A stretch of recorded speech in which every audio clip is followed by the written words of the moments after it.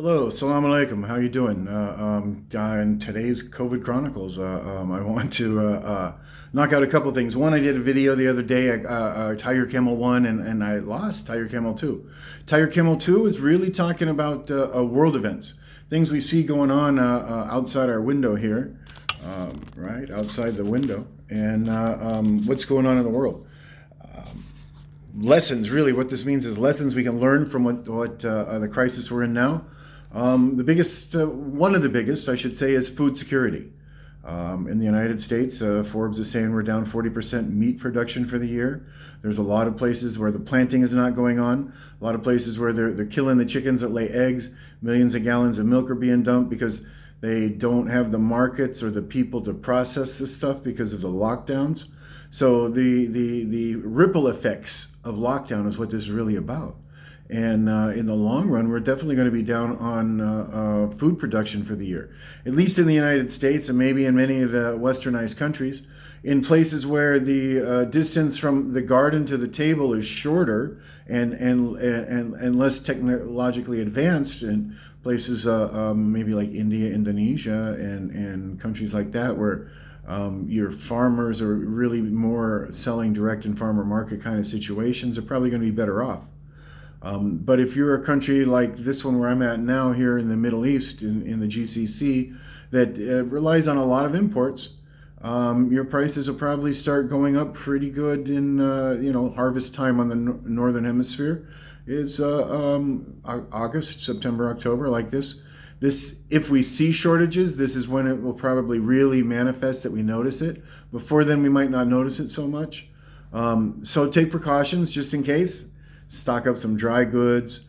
I know some of the countries around here are learned a lesson, and they're building a 6-month supply of food that they can store separate from whatever the commercially available supplies are, just for emergency supplies. They're going to build a 6-month stock, and that seems pretty smart. I mean, at the worst, you got some extra rice to eat, and at the most, maybe you have food in a difficult situation. So pay attention to your food security and whatever your situation is, and do things to maximize it. Like right now, it's kind of late. I meant to do this earlier. Grow a garden, right? Grow a garden, learn canning. If you have an area, make a little box, put some plants in it, plant something, at least get into practice, because while this year might not be so bad, it's just a matter of prices going up. If policies don't change, next year could be a lot worse. And so that's number one. The second thing I want to talk about is it is the month of Ramadan, the holy month of Ramadan, the month of forgiveness for the Muslims. And I have friends in Jeddah that are doing a fasting month for all religions. They invite everybody to fast so that we can draw closer to our Creator, in the hopes that He will remove this crisis, this plague that we got on us right now. Because regardless of everything, God Almighty, Allah, Adonai Elohim, is always in control.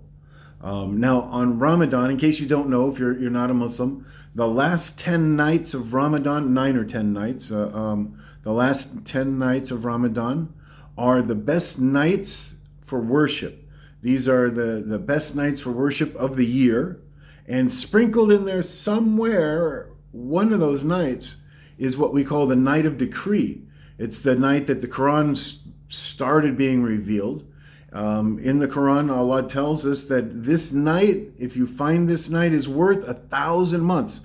That's like 83 years. So, if you do a little bit of worship on that night, it's like you did 83 years of that worship, which is really good. So give a little charity, do some extra prayers, read extra Quran for these last 10 nights, because we don't know exactly which night it is. We just know it's amongst the last 10. Probably it's an odd night too. And some people have their own ideas on, specific combinations or variables that will lead up to this.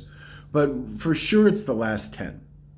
And getting up and making an extra prayer for those 10 nights isn't going to hurt you, and it only benefits you no matter what. So my advice is seek out the night of Qadr, the night of decree. Thank you. Assalamu alaikum. Have a good night, everybody.